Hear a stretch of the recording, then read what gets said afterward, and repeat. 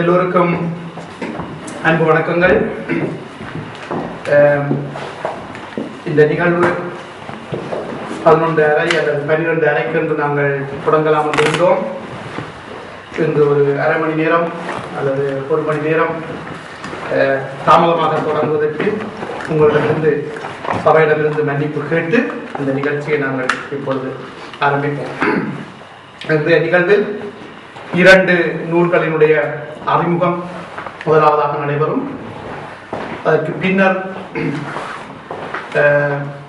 அந்த ஒரு நூலினுடைய அறிமுகம் முடிந்ததன் பின்னர் மதிய சாப்பாட்டுக்கான இடைவேளையும், அதற்கு பின்னர் 2வது நூலினுடைய அறிமுகம், அதுக்கு அடுத்ததாக ஒரு தேர்வு இடைவேளைக்கு பின் BA காதர் அவர்களுடனான கலந்துரையாடல் இடம்பெற இருக்கிறது. முதலாவது நூலாக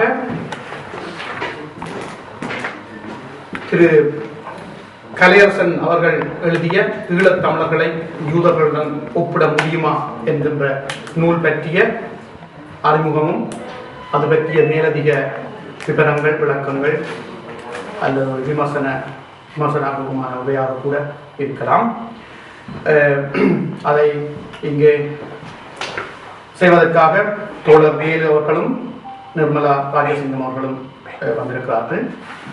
இந்த ஈழத் தமிழர்களை யூதர்களுடன் ஒப்பிடுவது எப்பொழுதிலிருந்து தொடங்குகிறது, இப்பொழுது அதை பற்றி பேசுவது கொஞ்சம் தாமதமாகி போய்விட்டதா என்பன போன்ற கேள்விகள் உங்களுக்கு எழக்கூடும்.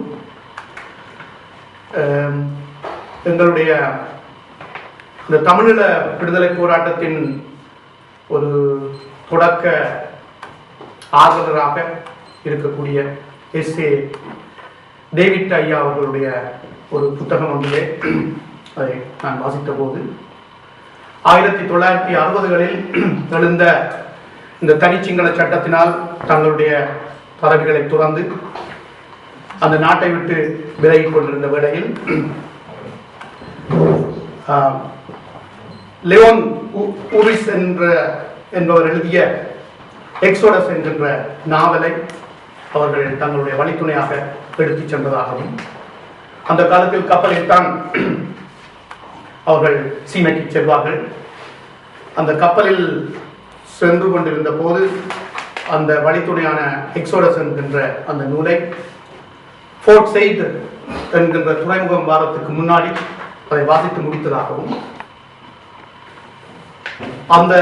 அந்த நாவலின் பார் ஆகர்ஷிக்கப்பட்டு தான் இஸ்ரவேலை சென்று பார்க்க வேண்டும், அது எங்களுக்கு அவர்களுடைய அனுபவங்கள், அவர்கள்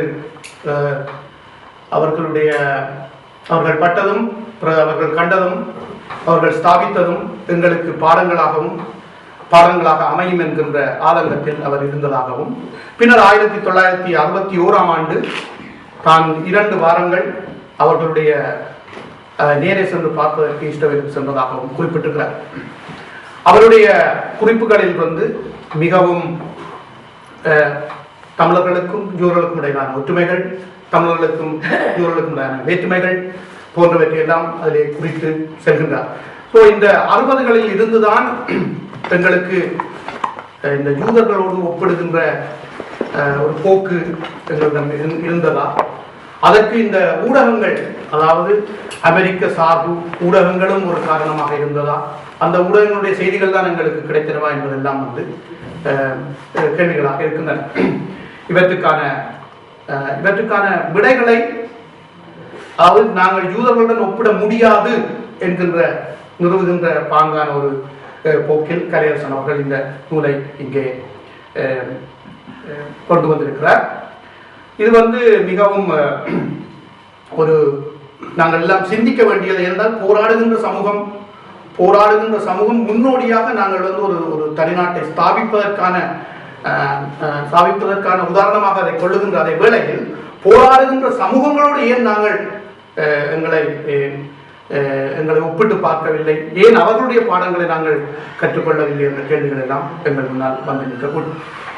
இந்த இவ்வளவத்தோடு என்னுடைய இந்த அறிமுகத்தை நிறுத்தி தோழர் வேலு அவர்களை இந்த தோழர் வேலுவை பற்றிய அறிமுகம் நான் வந்து இங்கே செய்ய வேண்டிய அவசியமில்லை.